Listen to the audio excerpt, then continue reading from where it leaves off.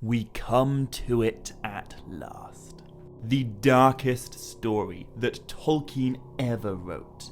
The biggest, deepest, most tragic tale of the First Age. The tale of the children of Húrin.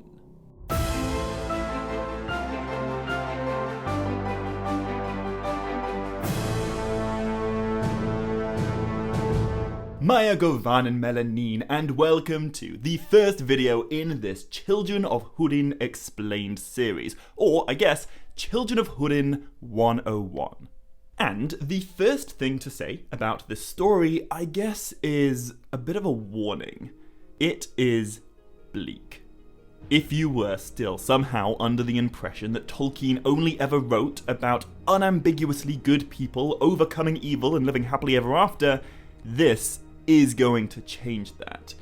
It's violent, it's brutal, it's relentless, and no matter how much you prepare yourself for the tragedy of this story, there will inevitably come at least one moment where you'll think, whoa, even with this warning, I wasn't expecting Tolkien to go that hard. And if you already are familiar with this story, I imagine you're probably nodding along right now. But I do have to say that the Children of Húrin is not pointless. It isn't depressing for the sake of being depressing. It's not so hopeless you'll be left wondering, why did I bother with this? It's beautiful and profound and almost infinitely rich in terms of themes and characterization to dissect. But it will linger in your mind. I reckon when we get to the end, the story will stay with you. Which is basically all just to say, Children of Húrin is really, really good. But before I get into the background of what this story represented to Tolkien and why it matters within the wider legendarium, first, I need to say something super controversial. So controversial, in fact, that there is a risk I may never Tolkien untangle again. But I need to get this off my chest. In my opinion, deep breath, the Children of Húrin is not the best name for this story. I would never be so bold as to suggest that I know better than Tolkien, but I'm just bold enough to suggest that maybe Tolkien knew better than Tolkien. You see, Tale of the Children of Húrin is just an English translation of the Sindarin words Nírnaeth Húrin. It is also sometimes referred to as the Tale of Grief within the histories of Middle-earth, but back when Tolkien was constructing the tale, he proposed an alternative title. Nírnaeth Arnoediad, the tale of the curse of Morgoth. In my mind, that is what this story's all about. The curse of Morgoth. This curse does fall very heavily upon the children of that guy, Húrin, but it also falls upon Húrin himself and upon Húrin's wife. So, as this series moves forward, try to hold that in your mind. The Children of Húrin are very, very important, although honestly, the vast majority of this story is concerned with just the one child of Húrin's, but it is the curse of Morgoth that drives everything. The curse of Morgoth is, I guess, the fuel that fires the engine of this tale. And fundamentally, every strand of the story can, in some way, be traced back to it. So, what's up with this curse?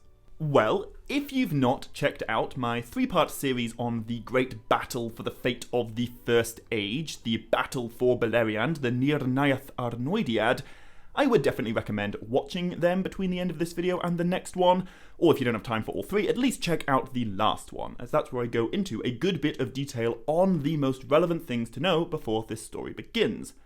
But just to give the quickest of recaps, Húrin Thalion is a mortal man.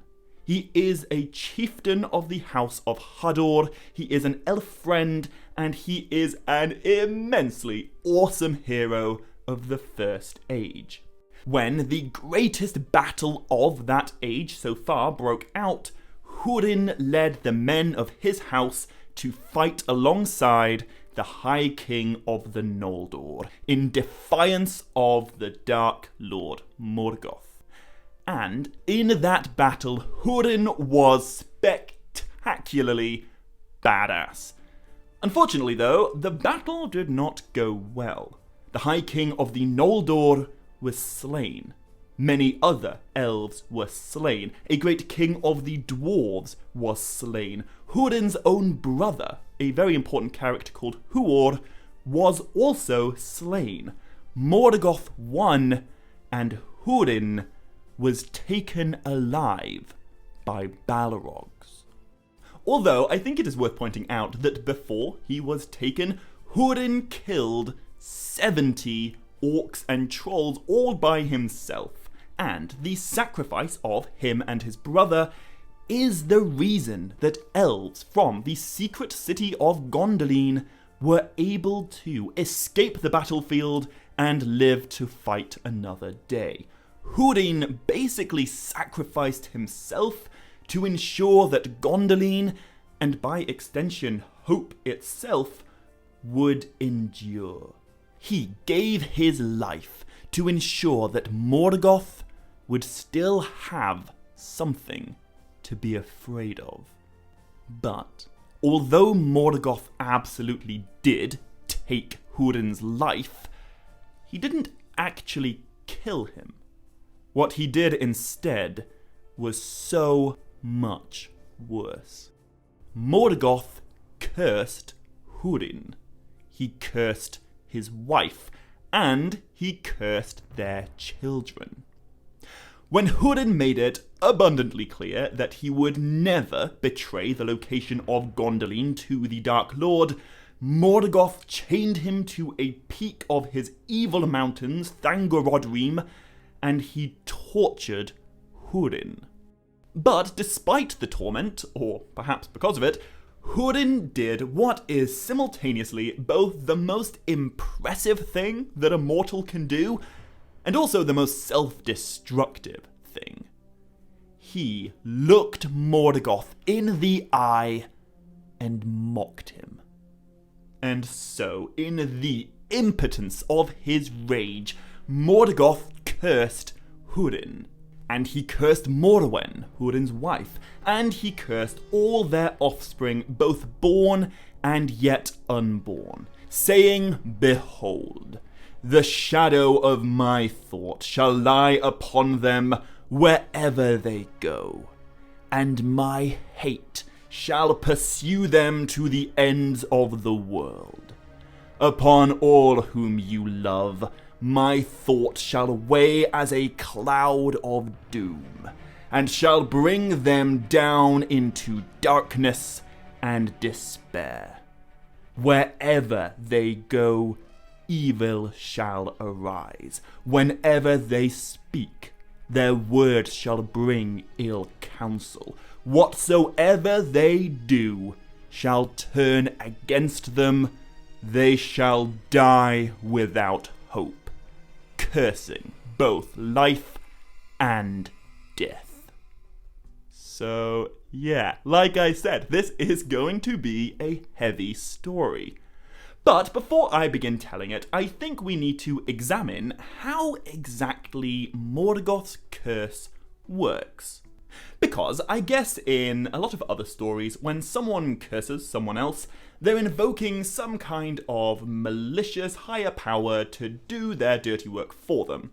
You know, back when people believed that, like, witches were a thing, they believed, at least in Europe and the Americas, that a witch could curse someone by invoking the devil, or some other evil spirit to work their malevolence on the witch's behalf, but that's not what's happening here.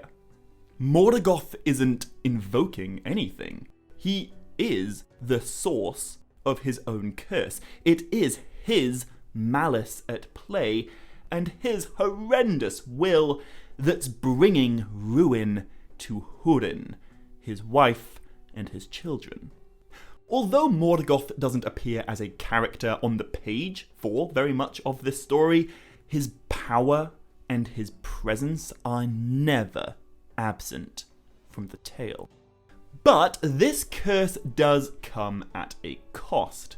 Every time Morgoth puts a part of his own power into something within Arda, whether that be the creating of orcs, or the defiling of land, or the corruption of beings into dragons and other monsters, he is removing that part of his power from himself. Because he rebelled against Ilúvatar, Morgoth's power is finite. It is immense, but it's not limitless. Tolkien tells us that as Morgoth grew in malice and sent forth from himself creatures of wickedness, his power passed into them and was dispersed, and he himself became ever more earthbound, unwilling to issue from his dark strongholds. In other words, Morgoth grew afraid. He weakened himself with his own spite. He diminished his own power for the sake of cursing Húrin and his loved ones. And so, I guess the question is, was it worth it from Morgoth's perspective?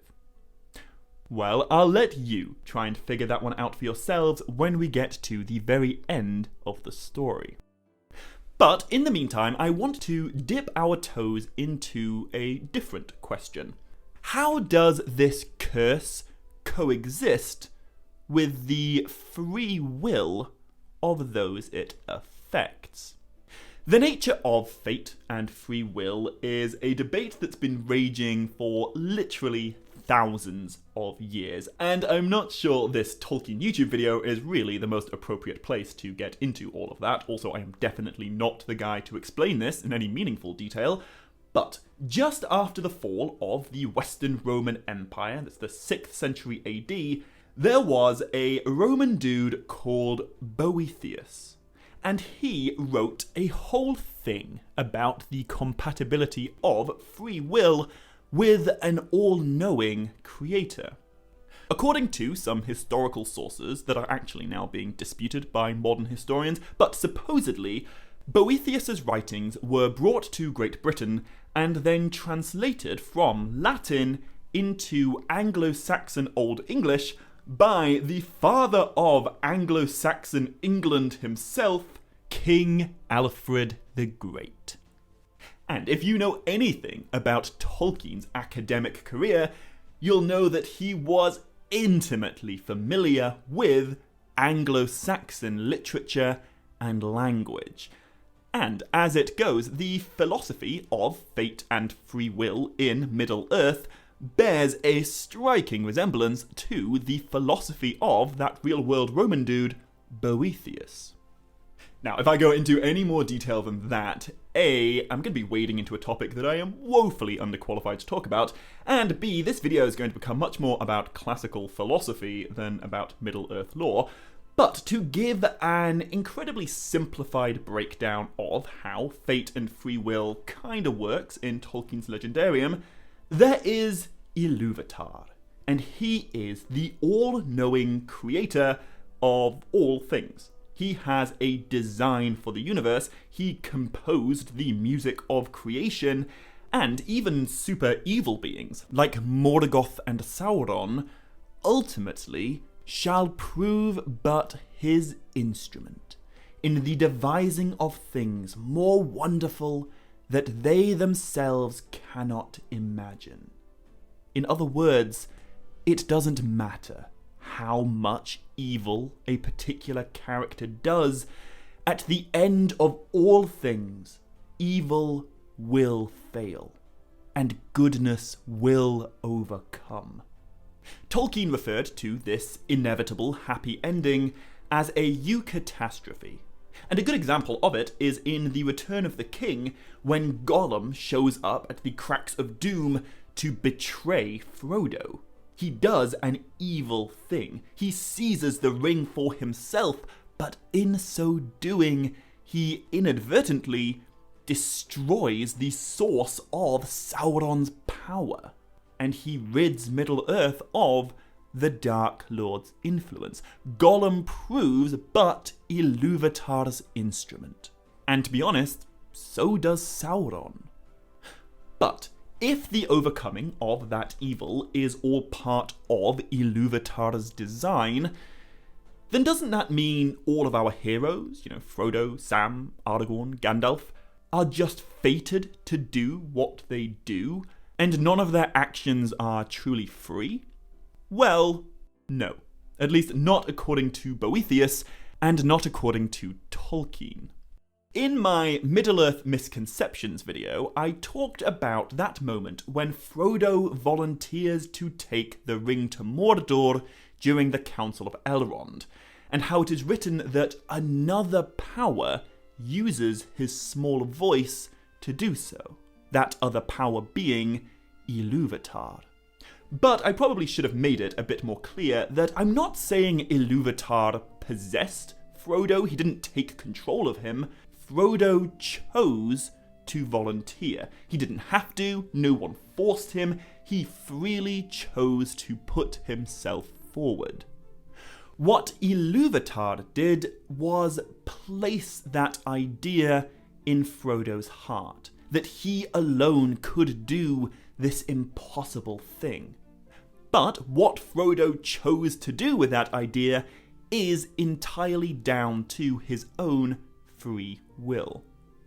If you're not convinced by that, if you just don't think that fate and free will can coexist, then that's totally fair enough. To be fair, I'm not really convinced by it either. But if you want to know how it works in Middle-earth, then I think these Boethian ideas are about as close as we can get to a seemingly Tolkienian answer.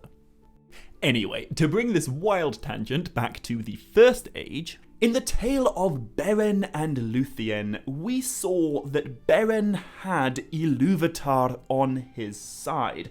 There was a benevolent higher power helping him out. And in the tale of the children of Húrin, we will see a similar thing, but in the complete opposite direction. In their case, there is a malevolent higher power consistently working to screw them over. So, the question remains, to what extent are Húrin's cursed children responsible for their own negative actions? If I said that nothing is their fault and they're entirely beholden to the curse of Morgoth, that would imply that Beren was entirely beholden to the will of Ilúvatar, and thus he's not really a hero, he's just Ilúvatar's chess piece. But I would strongly disagree with that. Ilúvatar chose Beren for his task, but Beren also had to make a choice of his own. That's why he is a hero.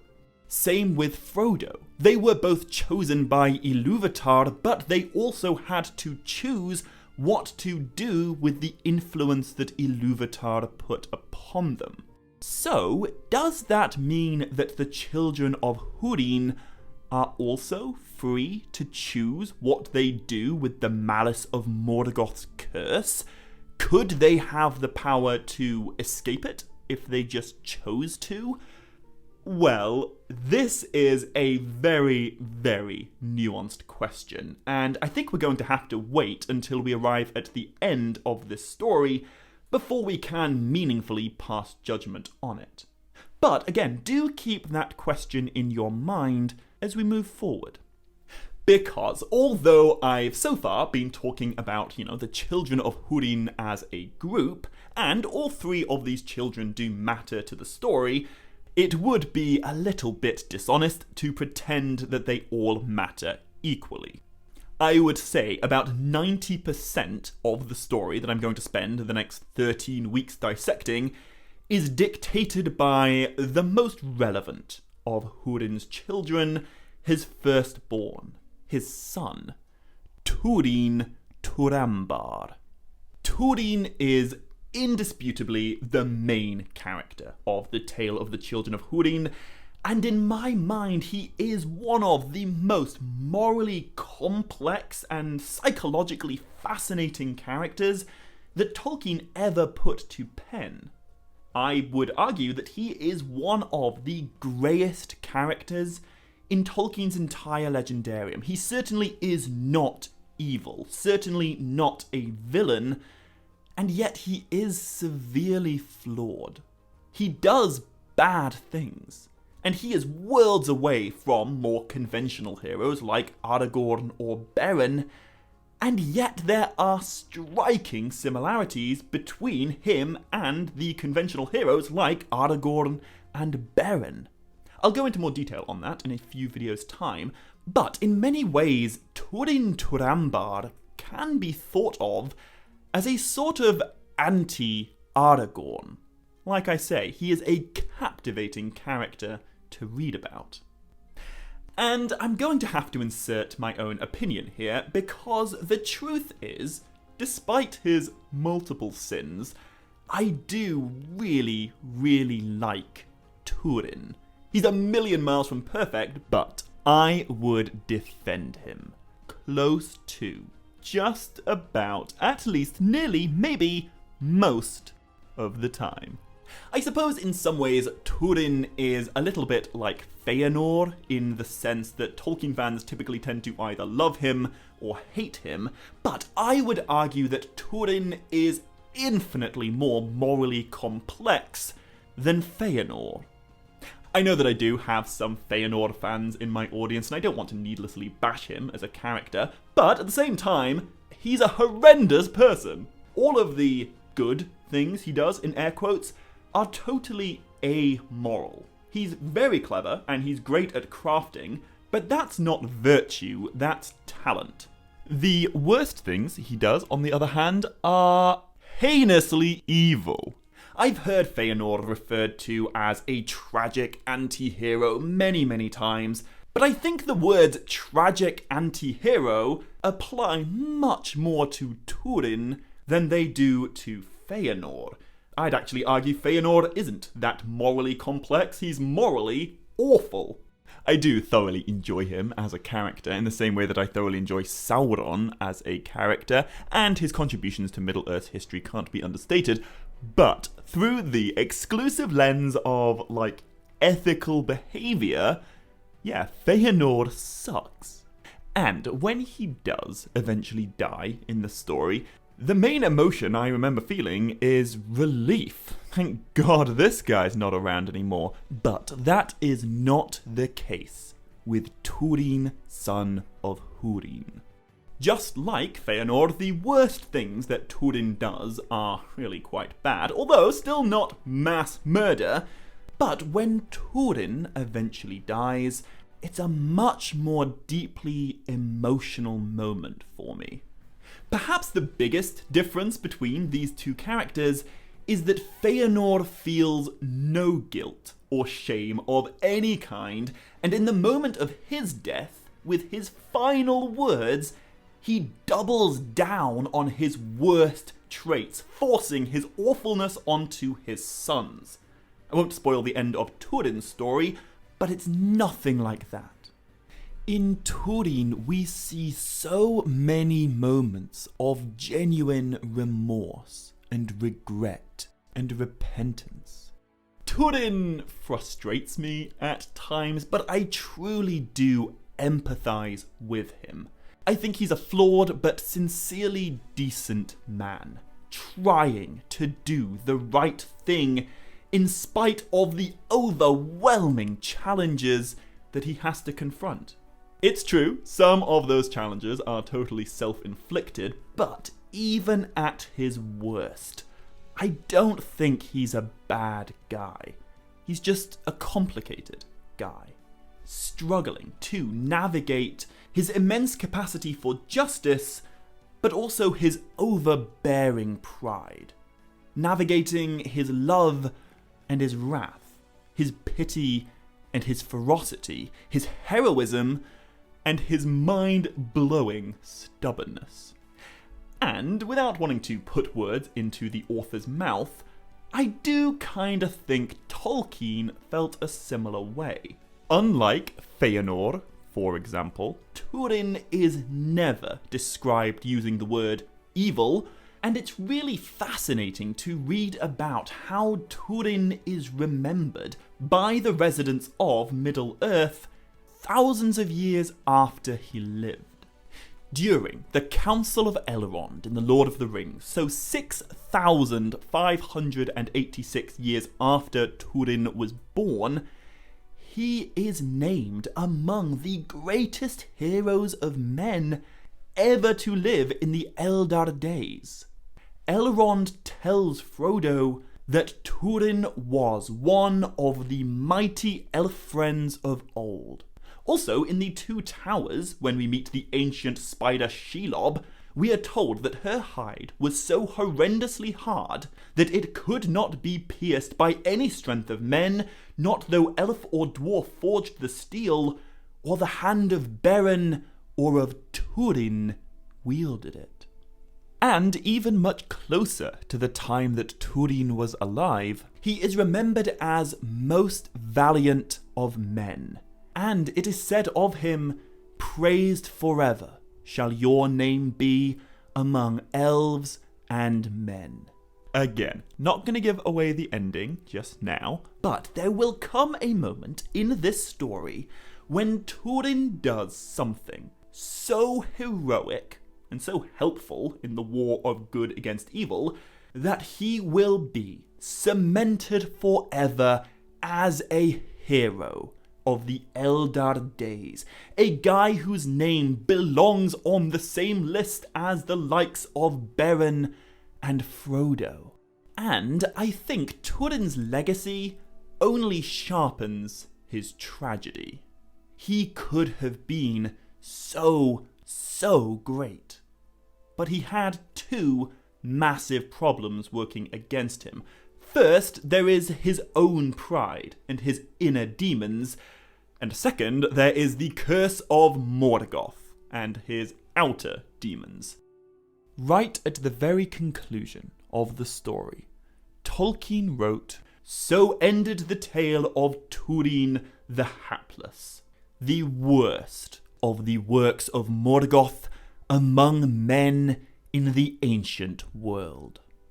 And this is a line that I always return to when it comes to the question of judging Túrin's actions. Hapless means luckless or unfortunate. It does not mean immoral. And if Túrin's life really was the worst of the works of Morgoth among men, that does imply that the blame ought to lie with the Dark Lord and not his ill-fated victim. But there is another line of Tolkien's that casts a bit of a shadow on that implication. About halfway through the story, we are told that Morgoth grew afraid. He feared that Túrin would grow to such a power that the curse he had laid upon him would become void, and he would escape the doom that had been designed for him. Which means, I guess, that there was at least a possibility that Túrin could have escaped his doom, mastered his fate, but he never quite managed it. And this theme of mastering fate is something that I absolutely have to touch on before properly beginning this story. As you either already know or will very soon find out, Túrin adopts, or in some cases is bestowed, a ton of different names throughout his life. He lives with loads of different identities, and to an extent, I think this kind of personal rebranding of his is an attempt to escape the curse that is put upon him. Or at least it's an attempt to stay one step ahead of his doom. The most iconic of Túrin's many adopted names is of course Turambar. And what Turambar means is Master of Fate, or Master of Doom. Húrin adopts this name at a point in the story where he believes that he has successfully escaped and overcome the curse of Morgoth. But Húrin turns out to be wrong. Calling himself Turambar is an act of defiance. It's also potentially an act of bravado, but it turns out to be dolefully ironic. He tries to convince himself that he's overcome the curse, that he's mastered his doom, but in so doing, his doom masters him. The name that began as an act of defiance becomes the very thing that seals his fate. And yet, there is more to it than that. You see, of all the characters in Tolkien's Legendarium, there is only one other who also claims to be a master of fate, who uses that exact language, and that is Morgoth. Whilst tormenting Túrin's father, Húrin, Morgoth names himself the Master of the Fates of Arda. Húrin and Morgoth are so diametrically opposed, and yet there is a common thread between them. And if for a moment we look as far forward in time as Tolkien's Legendarium goes, right up to the end of all things and the Battle of Battles, the Day of Doom, a sort of prophesied apocalypse, we'll see that Morgoth is as wrong about being a master of fate as Húrin was. According to a prophecy, which we do need to be a little bit careful about calling canon, whatever that means, but according to this prophecy that Tolkien wrote, in the last battle, the Dagor Dagorath, Morgoth shall somehow return to do war upon the Valar, and the great heroes of the Eldar days shall return as well to fight against him. In this prophesied final war, Morgoth shall be permanently slain, destroyed forever. Arda shall be broken, and then it shall be remade, as it should have been in the beginning, as it would have been if Morgoth had never woven discord into the music of creation. According to this canonically problematic prophecy, the legacy of Morgoth shall one day be utterly removed from Arda, and he will cease to exist. And the reason that I mention this right now is because of all the characters that Tolkien could have chosen to come back from the dead and to slay Morgoth at the end of all things, to avenge all free peoples, he chose Túrin Turambar, one self-appointed master of fate, destroying the other. It's very easy to compare Húrin to other fictional anti-heroes of literature, and I'm not saying there's anything wrong with those comparisons, but I think we also need to consider Túrin's similarities to the traditional folk heroes of real-world mythology. In some ways, I think Túrin Turambar belongs among heroes like Theseus, or Oedipus, or Heracles. These are all incredibly important figures who all achieved greatness in their own way, but they are all also so fundamentally flawed. They all have at least one fatal weakness of character that ends up bringing ruin, calamity, and tragedy down upon not only themselves, but also their loved ones. I've talked quite a lot in previous videos about viewing Tolkien's writings through the lens of mythology rather than modern fantasy, And I don't want to sound like a broken record, but the tale of Húrin, or the Nírnaeth Húrin, is perhaps the clearest example of what I'm getting at here. Because although Theseus and Oedipus and Hercules are much more iconic names, there is a very different hero of real-world mythology that Húrin Turambar is most intimately inspired by. When talking about the ingredients that make up the metaphorical soup of Tolkien's writings, I've said plenty of times before that it is predominantly Anglo-Saxon in essence. That's the main bulk of what's going on in there, but there are also a healthy amount of Celtic and Scandinavian influences mixed in, as well as a small but significant sprinkling of Finnishness.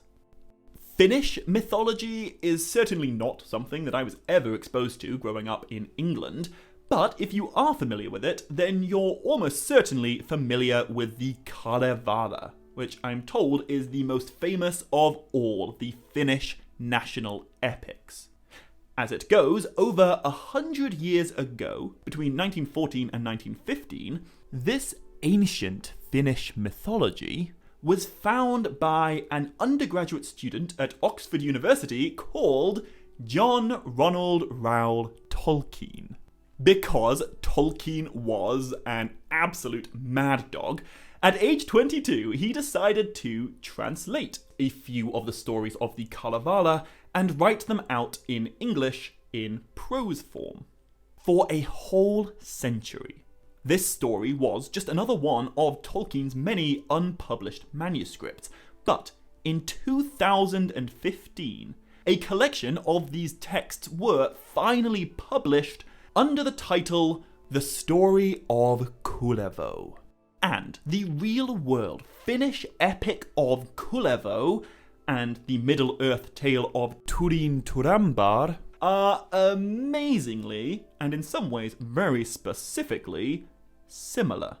Kullervo the Hapless, as he is known to the English-speaking world thanks to Tolkien, is a hero who just can't do anything right. The tale of Kullervo is a bitterly dark story about a man with immense potential, but an evil fate. It is unrelentingly tragic, even more so than the tale of Húrin. It features some pretty heavy themes, and it just so happens to sit at the very foundation of the entire legendarium. When Tolkien turned the epic Finnish cycle of Kullervo into his own tale, it became the very earliest surviving example of Tolkien writing prose. He'd written a fair bit of poetry prior to the tale of Kullervo, but this was Tolkien's first true story, going all the way back to 1914. And from this dark and depressing seed sprouted not only the tale of Húrin Turambar, but also the entire collection of Middle-earth writings as we know them. In Tolkien's own words, this was the germ of the legendarium. In letter 257, which was penned in 1964, so a good while after even The Lord of the Rings was published, Tolkien answered a question from a fan called Christopher Bretherton about the history of his creative process. And in typical Tolkien fashion, he began it by stating, "With regard to your question, not easy to answer with anything shorter than an autobiography." He then proceeded to write 2,500 words in response, which ended with an apology for the length of his reply. But in this fascinating letter, Tolkien explained that the germ of my attempt to write legends of my own to fit my private languages was the tragic tale of the hapless Kullervo in the Finnish Kalevala. It remains a major matter in the legends of the First Age, which I hope to publish as the Silmarillion.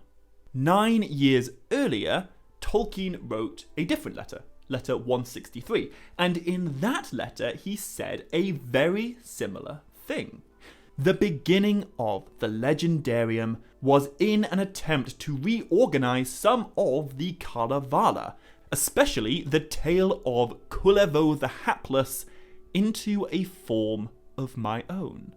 But my favourite reference to Kullevo and his impact on not only Turin Turambar but also Tolkien's entire creation can be found in letter 1. The earliest letter by Tolkien, which pertains in some way to the Legendarium, was written in 1914 to his then not yet wife, Edith. In that letter, from over a century ago, Tolkien told his beloved that he was trying to turn one of the stories of the Kalevala, which is really a great story and most tragic, into a short story. That short story obviously didn't stay very short, but before I begin explaining that story, I think it is super important to understand just how far back this tale goes in Tolkien's imagination. It was his first myth, the germ from which the entire Legendarium sprang.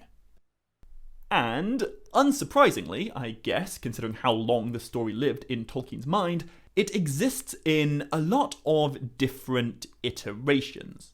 More so than any other story of the Legendarium, which is saying a lot, the tale of Turin was written and rewritten and rewritten over and over and over again. But it was never published in Tolkien's lifetime. Just like so much of the Legendarium, we wouldn't know anything about it if not for Christopher Tolkien. So, before I end this video and begin untangling the tale from beginning to end, I want to quickly explain what's going on with these different versions, how they fit together, and which version I'm going to be using moving forward. As I've already said, by 1914, Tolkien already had the intention of turning the tale of Kullevo into a legend of his own, but it wasn't until late 1917 that he began work on the first complete version of this Turin Turambar story.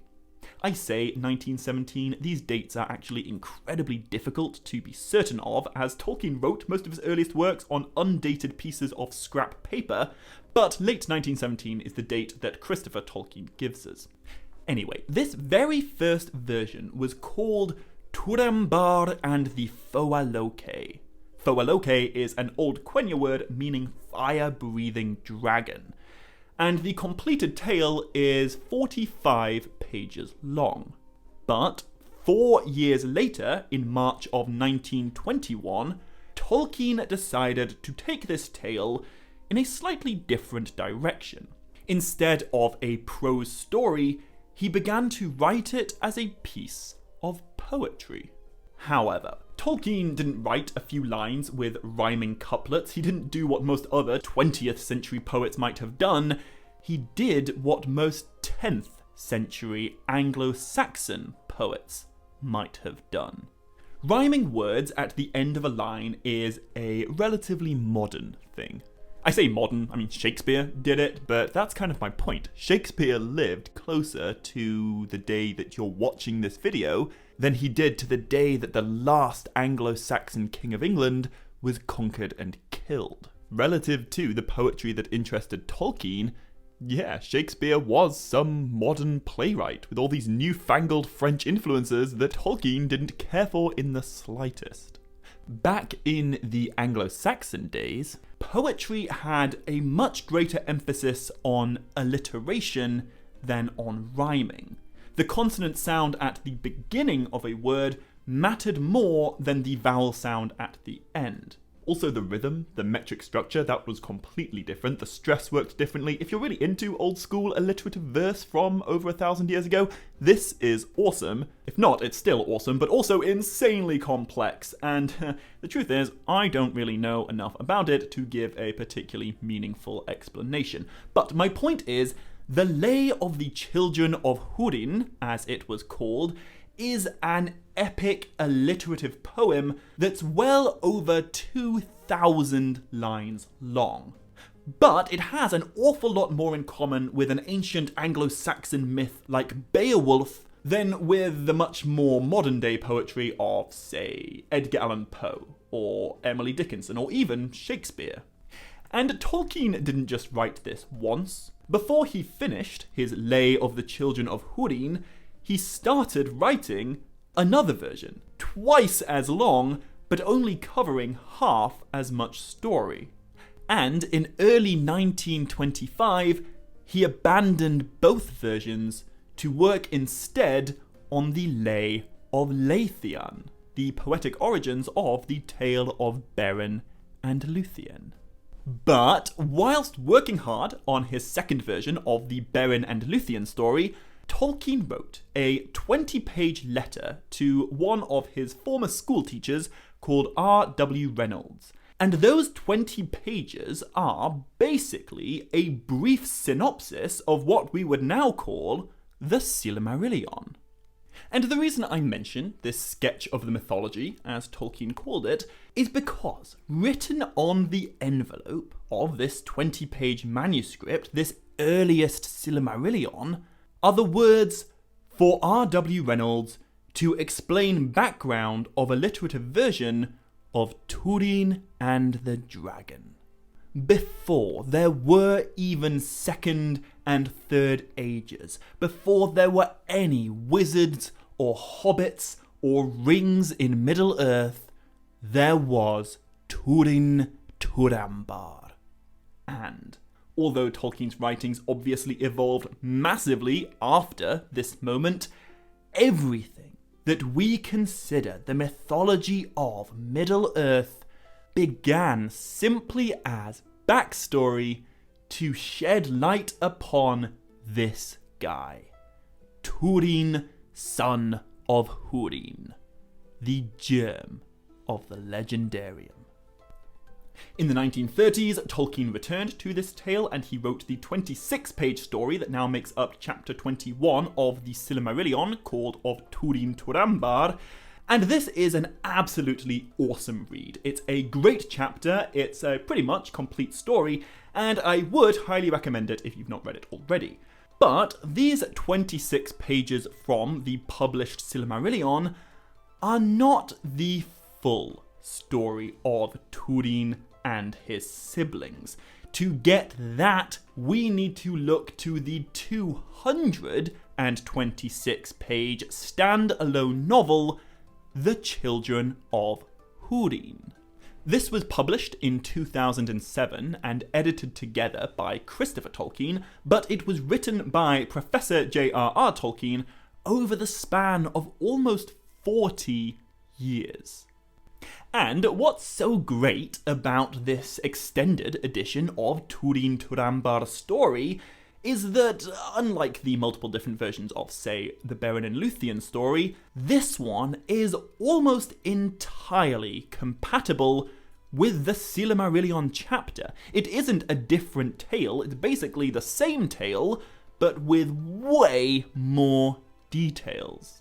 And so it is this most recent and most extended version of the story that I'll be breaking down over the next few weeks. This is the version that was once conceived of as the Nírnaeth Morgoth, but is now much more famously remembered as the Nírnaeth Húrin, the tale of the children of Húrin, a tale that dominated Tolkien's imagination from the very beginning of his literary career to the very end of his life. A story that he never stopped working on. So, There is an awful lot more that could be said, and a great deal of other details I could share, but as far as laying the foundations goes, I think we are now ready to dive into this deep, dark drama. It isn't a fairy story. It isn't like The Hobbit or The Lord of the Rings. It isn't going to have a happy ending. But it is gonna be good. I promise you that. It's gonna be hardcore, and you're gonna find yourself thinking about it after it's over. So, thank you all very much for making it to the end of this video. I hope you enjoyed this introduction into Tolkien's darkest tale. I hope you're hyped for what's to come. And if you did enjoy the video, be sure to click like and leave a comment and hit subscribe if you haven't already to make sure you don't miss the rest of the story. But until next time, as always, my dear friends, much love. Stay groovy and navaer, mellyn.